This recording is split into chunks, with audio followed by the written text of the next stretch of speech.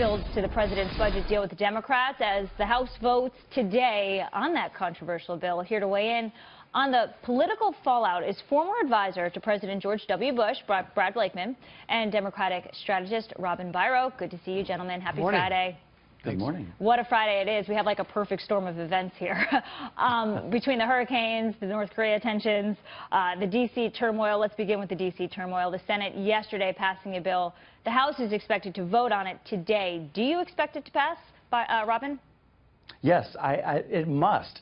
We have to raise the debt ceiling. We cannot default on our national debt. Donald Trump knows this, and I think after 2 failed attempts at health care reform, he was ready to circumvent and just get it done, whatever it took, and scrap partisan politics. So if this was the idea, I'm glad that he's thought outside of the box, and I'm glad that Nancy Pelosi and Chuck Schumer stepped up and we're ready to work. But, Brad, Republicans could absolutely sink this deal because there's a faction of them called the Republican Study Committee. About 150 Republicans, many of them said they're going to vote no on this bill. Well, the good news is they're probably not going to be needed on this bill because there'll be enough Democrats to make up for Republican losses.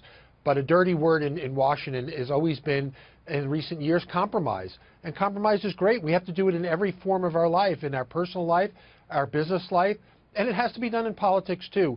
My caution for Democrats is be careful in taking a victory lap and overplaying your hand.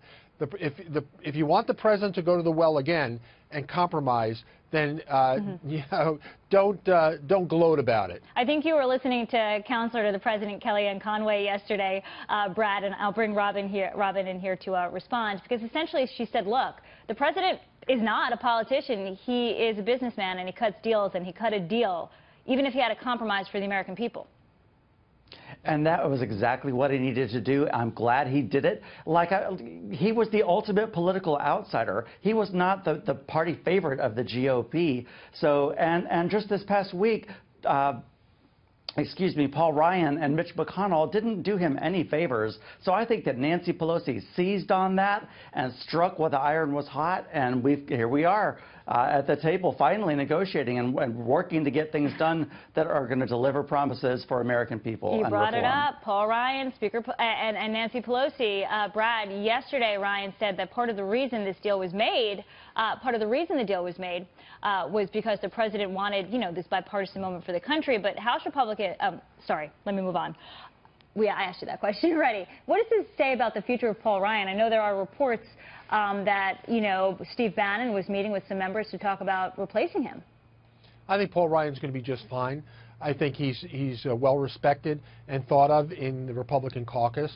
And this deal is good for the American people because it not only takes care of the hurricane relief, it raises the debt ceiling. And we're going to revisit this again in December. And let's see if the Democrats are willing to bargain and compromise in December as they were in September. What is expected to happen in December, Robin?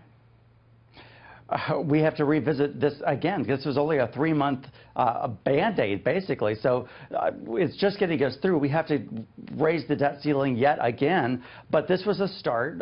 You know, this was the most urgent priority coming out of their vacation. So we've got this done, but we're going to hit this problem right again at 3 months, and we have to be able to hit the ground running. Yeah. And what about the future of Nancy Pelosi? There were so many questions a couple months ago, Brad, about her future, about her effectiveness. Is she back in power? No, she's not back in power. I think if anything, it says she's in equal power. She's not, you know, above the Republicans who are in the majority. I think she was smart, as Chuck Schumer was, to come to the table and deal in good faith with the president. And you notice that when people come in good faith, deals can be made. And like Robin said, this president is not political. If anything, he's more transactional than anything else. So if Democrats were smart, take this deal and move on and build on it from strength to strength. Don't overplay your hand. And maybe he can use some Democratic support as they move on to tax reform and other issues. Brad, Robin, sure. Thank you very much. Pleasure. Thank you.